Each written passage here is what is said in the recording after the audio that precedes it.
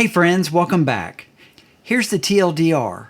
Most teams fail because they're in a role that drains their energy rather than using their natural genius. Your team has 6 different geniuses sitting around the table, but I bet you at least one of them is slowly dying as they are in a role that is not leveraging their natural genius. Maybe it's the creative innovator who's forced to track minutes. Or maybe it's the natural cheerleader who's been assigned the role of enforcing accountability. Today, we're going to fix that. In this video, I'm going to show you the working genius, team genius role, working genius role protocol. In this video, I'm going to show you the working genius role protocol. This is going to match each team member's natural talents with the appropriate role so that the team is more effective, more productive, and every team member is more energized by their work. Let's get to it. You're probably familiar with the work of Patrick Lencioni. He is famous for his book, The 5 Dysfunctions of a Team. And here I have a field guide of that book, Overcoming the 5 Dysfunctions of a Team. Pretty popular book. But The 5 Dysfunctions is not the book I want to talk about today. It's actually my favorite book by Lencioni, and that is The 6 Types of Working Geniuses. This is what we want to focus on today. In this book, he talks about work occurs in 3 stages. There's the ideation stage, there's the activation stage, and the implementation stage.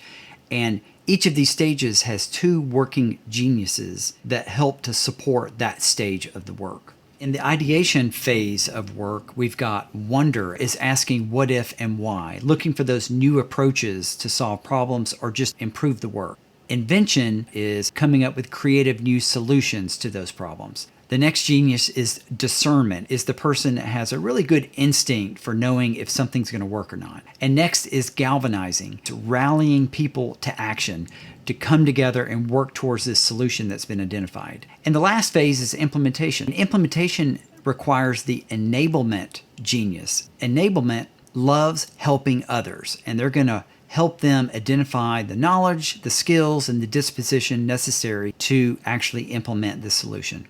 And lastly, we've got tenacity. Tenacity loves getting things done, and they're going to see it across the finish line. So we got these 6 working geniuses, and everybody on your team probably has 2 working geniuses that really give them energy, and they probably have 2 geniuses that really drain them. So I created the working genius role protocol to match up team roles with these 6 geniuses. So first we've got the team facilitator and energizer.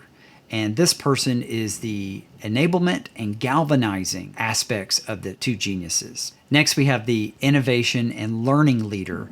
And this person probably has the wonder and invention genius. Then we have the data and quality partner. This is going to be a little bit of the wonder as well as discernment. And lastly, we have results and accountability driver. And this is both discernment and tenacity. One or both of your 2 top geniuses are going to fall into one of these roles or might be spread out across a couple of different roles. Let's talk about this protocol next. First, let's look at the materials. Here's what you're going to need. First, you need the assessment. Then you need a quick reference card just so everyone understands what the working geniuses are and what the roles are. And it would be helpful if the facilitator has some chart paper or whiteboard as well as some markers. Step 1 of this process is discover your genius. So everyone's going to take just a couple of minutes and go through the brief assessment that has some statements for each working genius to help the person identify if that is in alignment to what gives them energy versus what drains them. So what they want to do is choose the 2 geniuses that energize them and get really clear on the 2 geniuses that drain them.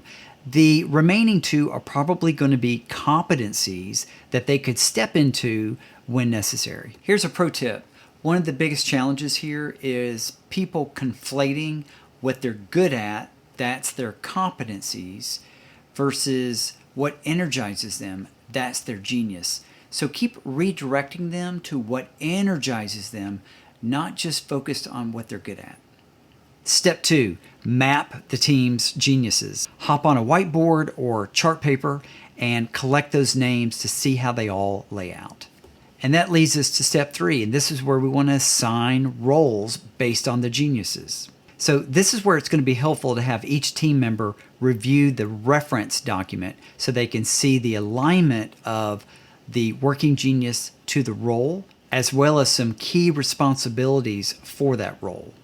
That's going to help bring some clarity as to which of those is going to bring them energy. We want them to focus on their 2 top geniuses when they're selecting their team role. So after a couple of minutes of having each team member look at the reference document and determine their role, then you want to ask the question, who feels called to be the facilitator and energizer? And just go through each of those roles and find out who is self-selecting themselves based on their geniuses. And don't worry, you might have multiple people on a single role. That's okay. They can co-lead, they can share that role. There might be some different responsibilities that they want to take on for that role. And if by chance no one selects a certain role, you could ask them who has a competency here that could help support the team through this role. If it's a competency, it's probably not going to drain them, and that could be a role that rotates and perhaps everybody has a chance, or there's a couple of people that have a competency in that role and they're willing to trade off. Step 4, this is where we have commitment and we put it on the calendar to take action. So ask everyone to take a minute and write down what their role is and one action they're going to take this week by the next meeting. This is going to get everyone to begin to test drive this role, start thinking about the role. So let them know. We'll check in during the next meeting on everyone's role. Let everyone know that this is not their fate, that we can check in on all these roles after a week or a couple weeks and see how it's going. There might need to be some more clarity. The responsibilities might need to be modified and roles might change. That's okay. Remember, working in your genius zone means you're going to be more effective and more energized in your work. Let's look at some possible challenges with this. If someone's having trouble identifying a particular genius, ask them what actually got you excited about education in the first place. They might also think about what are some things that they enjoy doing or they get excited about or energized outside of work. That will probably clue them in as to which of the geniuses would align to their work. Another possible challenge is that there's a missing role on the team. So as I alluded to earlier, you might think about rotating this role. Make sure that team members' competencies, that's going to be in between their 2 top geniuses and the 2 that drain them. So the 2 in the middle are probably competency geniuses that are tolerable. They're probably very good at as well. As long as they're not spending all of their time in that role, they're probably going to be fine. This is something that the team could discuss also with the administration, so the administration could be leveraging that when they are hiring in the future.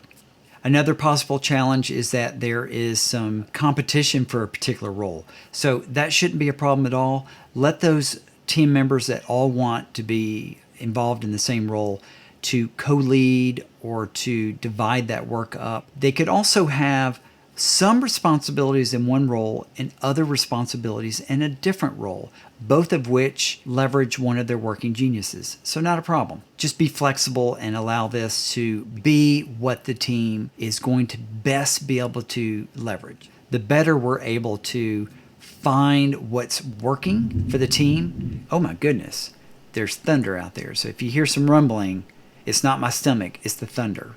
Another possible challenge is power dynamics. An ideal collaborative learning team is a shared leadership anyway. So we want to think of all of these as important roles. They're all necessary, and there's not one particular role that is assigned to the leader. Let's talk about modifications. Here I want to address the time frames. Let me give you a 15-minute version of this protocol. Here's all you got to do. Send this information to the team ahead of time. So ask them to complete the assessment, which by the way takes about 2 minutes to do. They could even put their results in a Google Doc, and that's going to make the whole process go a lot faster. And then at the next meeting, after everyone has already turned in their responses through email or through a Google Doc, Then you could go through rapid mapping. Rapid mapping, just quickly get everybody's information and put it on the map, and then do a speed role assignment. Display the 4 essential roles that we talked about. Look at your 2 top geniuses and pick a role. So here we're not going to spend as much time with an explanation of each of the geniuses and each of the roles. Just do a quick synopsis of each of those and have them pick one. And you can always go back and spend more time on this later as they're getting more acquainted with their role. And then the last step is just a quick commitment. Have them identify their role and commit to one action they're going to take for the next meeting. So a good time to do the 15-minute version is if everyone already has some understanding of the geniuses, or if you're making changes mid-year to the roles and we just need to do this quickly, or there's been a change in the team, there's some kind of crisis going on and we need clarity fast because you got too many things going on, but you still need everyone to have a role. And this could just be a quick way to get some clarity, and you can always do a deeper dive later. Here's another pro tip. You might want to follow up this abbreviated version with the full 30-minute version. I even have a deep dive version, which I'll provide in the video description, where you can just help increase the team's understanding and increase buy-in. Let's increase our digital intelligence using AI. Here's my suggestion. After you've mapped the team, take the team's map and upload the information into AI with the following prompt. For example, we're a 5th grade team focused on improving math scores. Create specific role descriptions for each person that includes their 3 most important weekly responsibilities, what success looks like in their role, and how they can best support other team members. Nice. That's the type of collaboration we want to have. That's the type of accountability we want to have. When people have clarity on their roles, they know what success looks like, and they know how to support each other. Now we've got a team that's running on all cylinders. So quick recap, we want to have everyone take the assessment to identify their top geniuses. We want to map the team's geniuses to see how they all lay out. We want to assign roles. The best way to do this is have everyone self-select these roles. And then lastly, commit to taking action. Remember, when people are working in their genius zone, they're more engaged, they're more effective, and they're less likely to burn out. As always, I have all the resources in the description below. I'd love to hear how you use the Working Genius Role Protocol with your team. Let me know in the comments below. If you found this helpful, please like and subscribe for more practical team development protocols. Thanks for watching. I'll see you next time.